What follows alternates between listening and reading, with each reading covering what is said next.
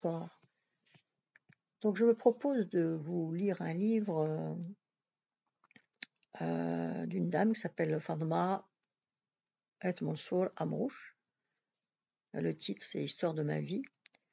Je trouve que c'est un livre intéressant parce que c'est un témoignage de quelqu'un qui a vécu début du siècle, 19e, 20e, et qui justement parle de cette vie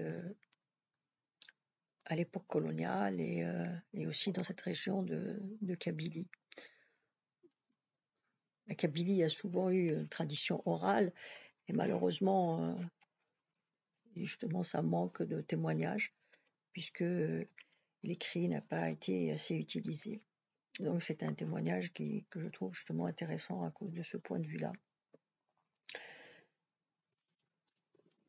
Alors évidemment, il y a tous les détails de sa vie dans son écrit, mais je pense qu'il était important aussi de lire un petit peu ce qui a été écrit au niveau de son autobiographie, sa biographie.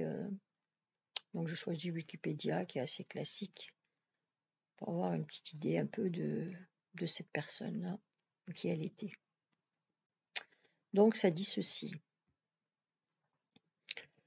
Fadma Et Mansour Amrouche, née en 1882 à Tizi Bel, dans l'actuelle commune d'Aït Mahmoud, en Algérie, et est morte le 9 juillet 1967 à Saint-Brice-en-Colle, Ille-et-Vilaine. Est une femme de lettres kabyle d'expression française, mère des écrivains Jean et Taous Amrouche. La mère de Fadma, Aïna Et Larbi Saïd, née à Tizi Bel, un village situé aux Zeth Douala, au wilaya de Tizi Ouzou en Algérie, est d'abord mariée très jeune à un homme beaucoup plus âgé, avec qui elle a 2 enfants. À la mort de son mari, elle décide de vivre seule avec ses 2 enfants, refusant l'offre de son frère Kassi de venir habiter chez leur mère, comme le voudrait la coutume. Son frère la renie. Écartée de la famille, elle ne peut pas assister aux funérailles de sa mère. Aïna et un homme de son voisinage, qui s'avère être de la même famille que son ancien mari, tombent amoureux. Aïna tombe enceinte, mais cet homme, déjà fiancé avec une autre femme d'une famille importante, refuse de reconnaître la paternité. Aïna est exclue de la communauté et accouche seule dans sa maison de Tizi Bel, près d'Eth Douala, avec ses 2 jeunes enfants. Fadma Et Mansour est donc fille illégitime d'une veuve. Dans son enfance, elle subit la méchanceté des villageois avec de nombreuses violences. En 1885, sa mère la confie aux religieuses de la mission catholique des Wadiyin, les Ouadias, mais elle n'y est pas heureuse. Sa mère se remarie. En 1886, Fadma entre au pensionnat, l'école laïque de Tedder Toufella, près des Zeth Douala. Elle passe son certificat d'études en 1892. Elle retourne ensuite à son village, près de sa mère, qui lui apprend les coutumes et les savoirs traditionnels, notamment les chants et poèmes kabyles. Elle part travailler à l'hôpital d'Et Mengelet, auprès des sœurs missionnaires Notre-Dame d'Afrique, dites sœurs blanches, fondées par la Vigerie. Elle se convertit au christianisme et se fait baptiser. Elle reçoit le prénom de Marguerite. Elle rencontre un autre Kabyle converti au catholicisme, originaire de Irela Ali en Kabylie, Antoine Belkacem Amrouche, avec qui elle se marie, alors qu'elle a 16 ans et lui 18 ans. Ils ont ensemble 8 enfants, Paul Mohamed Saïd, Henri Achour, Jean El Mouhoub, Louis-Marie, Louis Mohamed Srir, Marie-Louise Taous, Noël Saadi et René Malek. La famille Amrouche, après avoir habité quelque temps à Irela Ali, chez les beaux-parents de Marguerite, quitte l'Algérie pour s'installer à Tunis. Marguerite y passe la majeure partie de sa vie, mais ne cesse de penser à sa Kabylie natale. J'étais toujours restée en Kabylie malgré les 40 années que j'ai passées en Tunisie, malgré mon instruction foncièrement française, disait-elle. En 1930, elle entreprend avec sa fille Marie-Louise Taous et son fils Jean l'écriture et la traduction en français de ces chants berbères, conservés jusque-là par la tradition orale. Elle subit de nombreux décès dans sa famille et compose elle-même des poèmes pour des enfants partis trop tôt.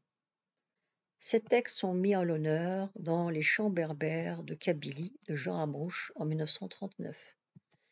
Ils sont également en partie repris par sa fille Taous Amrouche dans Le Grain magique, publié en 1966. Antoine Belkacem, son mari, meurt le 27 décembre 1958 et elle, le 9 juillet 1967, à l'hôpital rural de Saint-Brice en Conglès, près de Fougères, à l'âge de 85 ans. Après avoir vécu quelques années dans la commune voisine de Baïlé. En 1968, son autobiographie Histoire de ma vie est publiée à titre posthume.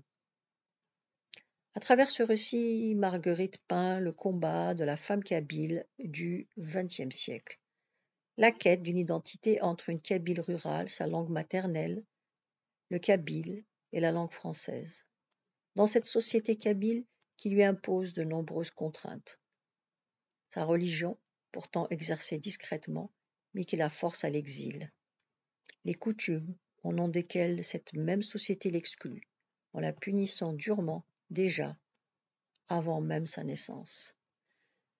Mais aussi cette culture berbère et ses chants folkloriques qui lui avaient permis de supporter l'exil et de bercer sa douleur. Voilà pour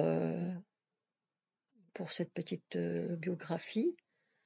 Alors, une petite précision, dans son ouvrage Ces voix qui m'assiègent, un auteur bien connu, Assia Djebbar, consacre l'article D'un siècle à l'autre à la vie et à l'œuvre de Fatma Et Mansour Amrouche. Alors, j'ai une petite remarque aussi par rapport au livre, c'est que il faut aussi, c'est important de contextualiser parce que quand on l'a lu, on découvre à tel point, bon, la vie était très dure, c'était un pays colonisé, société rurale, société traditionnelle, très conservatrice. Alors, avoir un enfant hors mariage, vous imaginez, même en France, ça se passait pas bien du tout.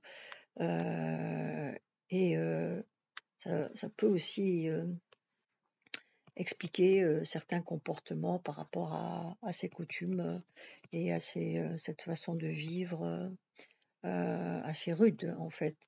Et on pourrait dire aussi qu'ils vivent beaucoup avec beaucoup de difficultés du fait d'avoir cet état colonial et le fait aussi de toujours trouver un moyen de survivre. Donc la survie, c'est quelque chose de quotidien parce que il faut trouver à manger, il faut pouvoir s'en sortir.